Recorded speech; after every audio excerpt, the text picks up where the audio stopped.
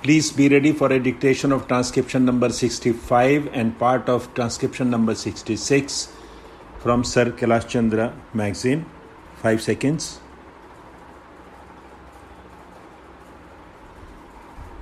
Start. The honorable member who has just spoken has dealt with certain wider questions which appear to me to go beyond the scope of the present bill, which is a short bill before the House. The House will remember that when this commission was appointed, they were entrusted with two tasks. One was to examine the whole income tax procedure and suggest ways and means to avoid or prevent evasion in future. Secondly, they were to examine specific cases which were referred to them. What the honorable member has been saying really refers to the first part, that is the wider question.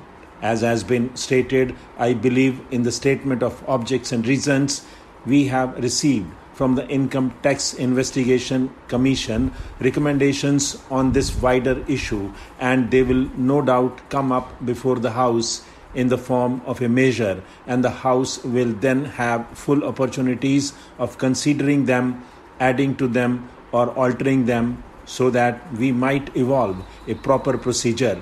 The sole question before the House now is what to do with the inquiry part of the Commission's work with regard to certain cases that were referred to them. Now, I would beg the House to remember that this is not a roving inquiry. This inquiry has been confined to a certain number of specific cases referred to them up to a certain date. No further cases can come up before them. Apart from that, a fair number of all the cases that have been referred to them has been disposed of, and a large number of still remains, and this bill is limited to those particular cases and none other.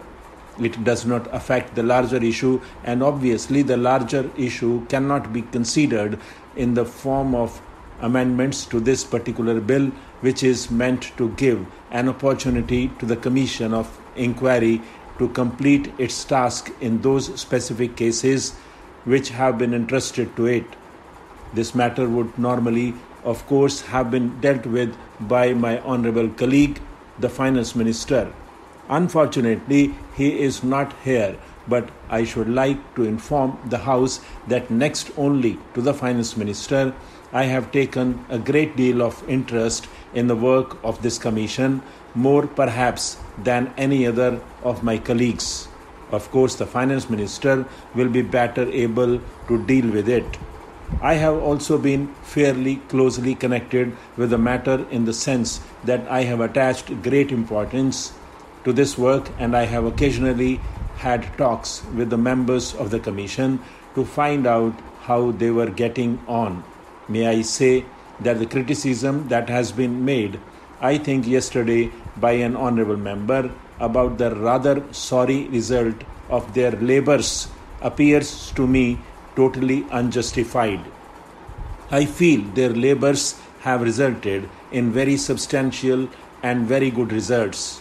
They have laboured under great difficulties, and in spite of that, they have proceeded calmly and steadily with their work in the highest judicial traditions.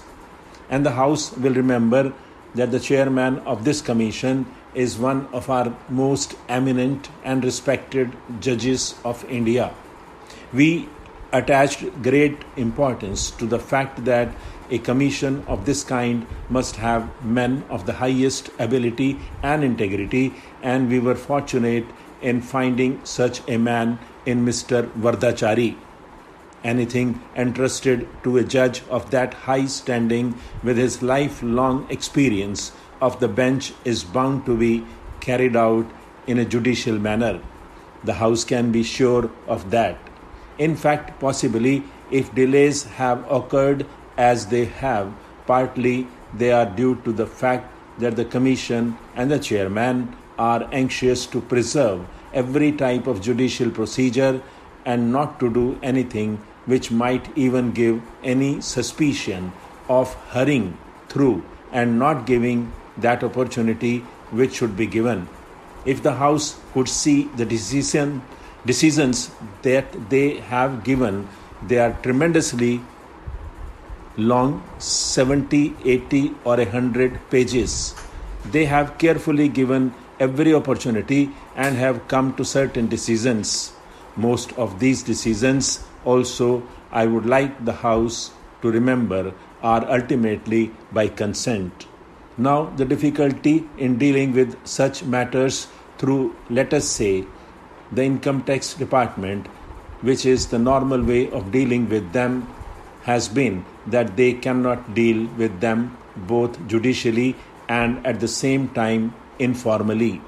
They have to be formal, their rules govern them, and the people concerned do not like that particular process. They do not welcome it. They do not go there easily unless they are compelled by law to go there.